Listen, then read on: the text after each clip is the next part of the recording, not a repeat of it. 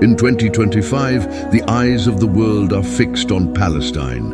What was once described as a political conflict has now clearly become a brutal occupation, a humanitarian catastrophe, and a spiritual crisis for the entire world. Every day, the people of Gaza wake up under bombs, without clean water, food, or shelter. Children grow up surrounded by the sounds of war. Mothers bury their sons. Fathers carry broken bodies from the rubble. This is not just a test for Palestine. It is a test for all of humanity. And as the world watches in silence or makes excuses, believers begin to look toward the only real hope left, the return of Imam Mahdi. This is not just an emotional reaction. It is a recognition that human-made systems have failed. The United Nations issues statements and resolutions, but nothing changes. World leaders make speeches about peace, but continue to sell weapons. Powerful countries that speak of justice turn their backs on the oppressed. Palestine stands as living proof that the world today is not ruled by justice, but by interests, lies, and hypocrisy. And so the cry of the oppressed rises to the heavens. Where is the helper promised by Allah? Where is the one who will stand not just with Palestine, but for all the oppressed? Imam Mahdi's emergence has always been connected with injustice. The Prophet Muhammad, peace be upon him, said he will appear at a time when the world is filled with tyranny and he will restore justice. Palestine is the most obvious symbol of that tyranny today.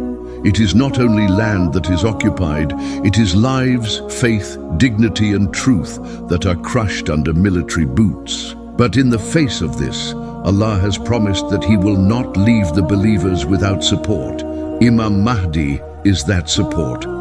According to Islamic tradition, he will not rise as a politician or a general seeking worldly power. He will be unknown at first, someone sincere, humble, and guided by Allah. But as the world collapses deeper into bloodshed and lies, people will begin to recognize him. The Mahdi will be given allegiance in Makkah, not through a democratic election or political campaign, but through divine appointment and the support of the righteous. And once he rises, he will not be silent about Palestine. He will lead armies not to destroy innocent people, but to destroy the systems that protect injustice. The Mahdi is not coming to negotiate with oppressors. He is coming to end oppression completely. The Zionist occupation of Palestine, which has gone on for more than 70 years, will not survive his leadership. He will not ask for two-state solutions or temporary ceasefires. He will restore justice fully and permanently. He will not be limited by borders or treaties written by colonial powers. He will return the land to its rightful people, not just physically, but with honor and dignity. But the Mahdi's mission is greater than one land.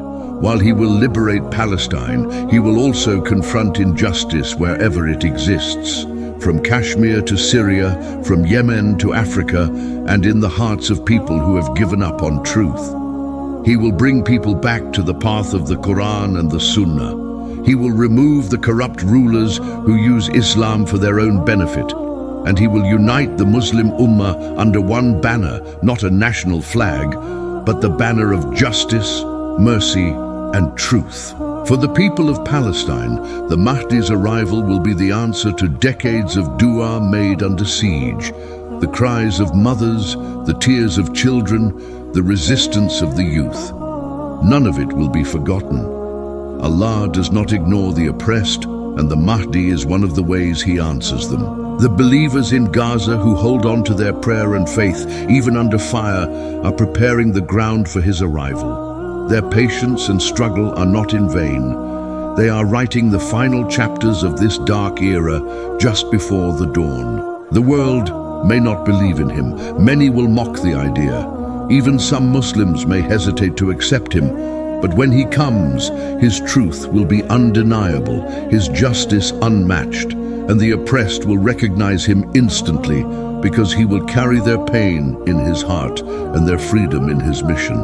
Now more than ever, Muslims must prepare, not by building weapons, but by strengthening their iman, renewing their connection to the Quran, and purifying their hearts from love of this world. Because when the Mahdi comes, the choice will be clear: stand with him or stand with the world that failed Palestine. The time is near, the signs are clear, and the cries from Gaza are louder than ever. The Mahdi is coming, not just to bring change, but to bring truth and justice.